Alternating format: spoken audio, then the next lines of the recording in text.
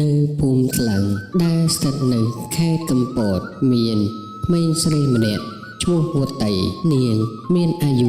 16ឆ្នាំផ្ទះរបស់នាងជាផ្ទះឈើចាស់ដែលដំបូលស្បូវមានស្នាមប្រេះជាច្រើន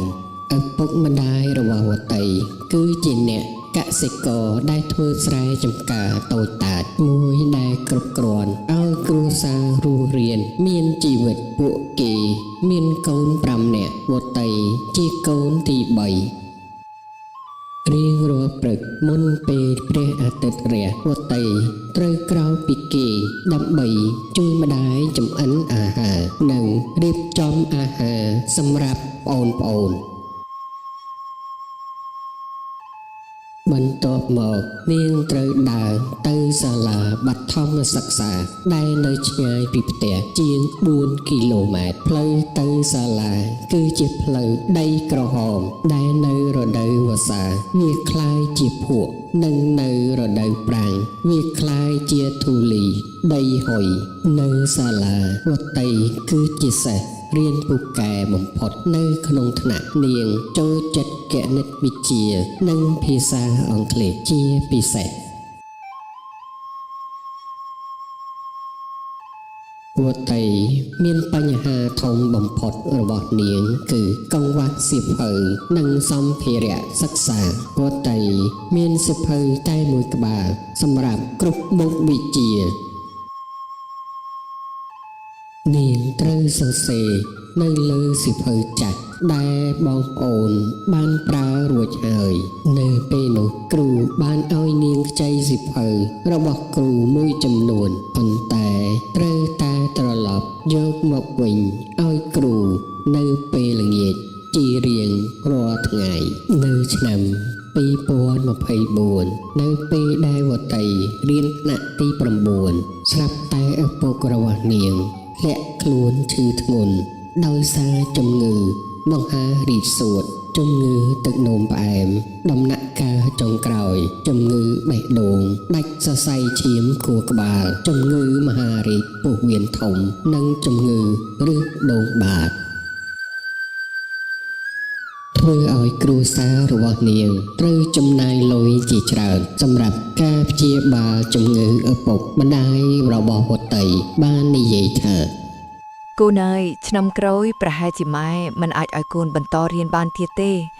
ម៉ែត្រូវតែឲ្យកូនជួយធ្វើស្រែនិងជួយមើលថែប្អូនទៀតពាក្យនោះធ្វើឲ្យវត្តៃឈឺចិត្តយ៉ាងខ្លាំងនាង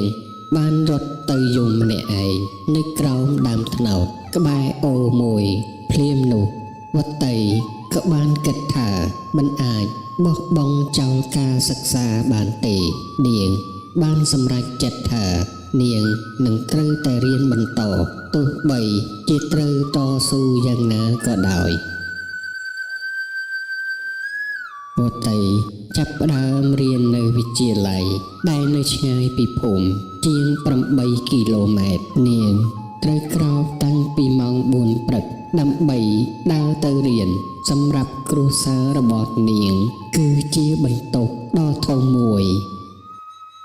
នៅពេលល្ងាចនាងត្រូវដើរត្រឡប់មកផ្ទះវិញដែលធ្វើឲ្យនាងហត់នឿយយ៉ាងខ្លាំងបន្ទាប់ពីញ៉ាំអាហារពេលល្ងាចរួចហើយនាងត្រូវជួយម្ដាយធ្វើកិច្ចការផ្ទះមើលថែប្អូនតូចៗនិងរៀនសូត្ររហូតដល់ម៉ោង11យប់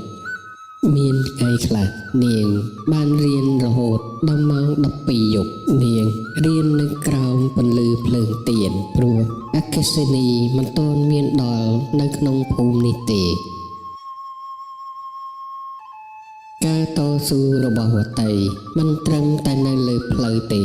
គឺនៅវិទ្យាល័យក៏មានសិស្សមួយចំនួនមើលងាយនាងដែរនៅឆមាសទី1នាងបានទទួលលទ្ធផលជាប់លំដាប់ទី1នៅក្នុងឆ្នាំទី2នៃការរៀនឪពុកម្ដាយរបស់វត្តៃបានជួបបញ្ហាធំមួយទៀតសត្វគោដែលជាទ្រព្យសម្បត្តិដ៏សំខាន់បានងាប់ដោយសារជំងឺ